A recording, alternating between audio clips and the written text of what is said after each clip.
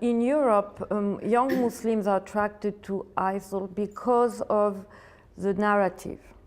I would make a difference here between the people in the combat zone, like in Syria and Iraq, who are obviously joining ISIL for a more strategic kind of purpose. For example, we know that ISIL has recruited a lot of the former supporters of Saddam, who are far from being religious. So in this sense, you are right that there is an instrumentalization of ISIL resources and logistic.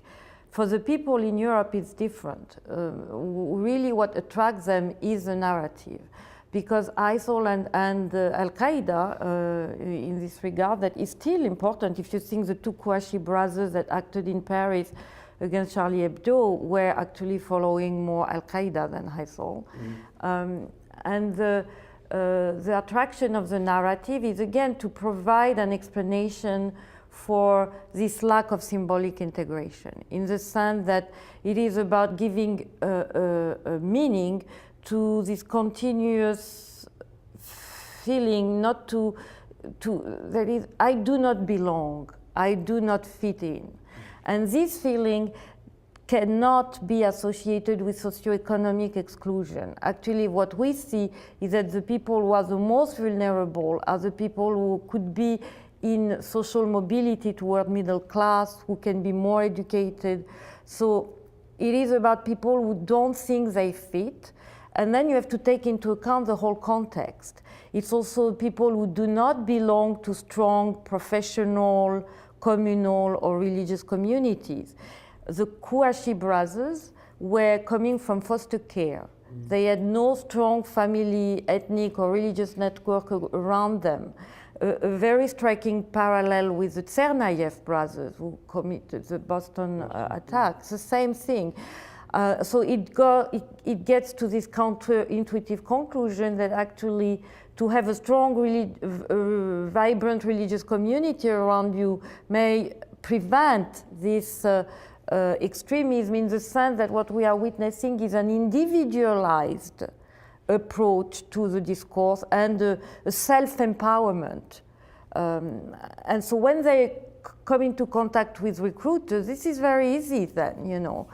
So this is a very important reason. It's about people who are like the illegitimate children of European societies. You know, when you think that you have brothers and sisters that are more, and you are like the, excuse me the term, bastard of the family, you know. So how do you organize yourself in a way that makes sense, and when you are also attracted to religion? So the complication here that comes from the fact that most of the jihadi we know are Salafi today, from al-Qaeda to ISIL. The problem is you have a Salafi global discourse on Islam that says that they are not political, that they don't preach violence. What I call Salafi here is the globalization of the Wahhabi discourse, okay, coming from Saudi Arabia. The problem is, and you need political courage to address that, it is intolerant in its conception. It is anti-Western. So when you think that being a good Muslim is being anti-Western, you have already the seed planted in your mind. What ISIL always said is, oh, it's not enough to try to withdraw from the society. To be a good Muslim, you have also to be a fighter. And if you do not have a strong community around you, it's very easy. The Kouachi brothers were watching the YouTube video of this imam, who was an American Muslim that went to Yemen and was killed by a drone, al-Awlaki. So we are not talking here about people who are connecting with the traditional clerical establishment.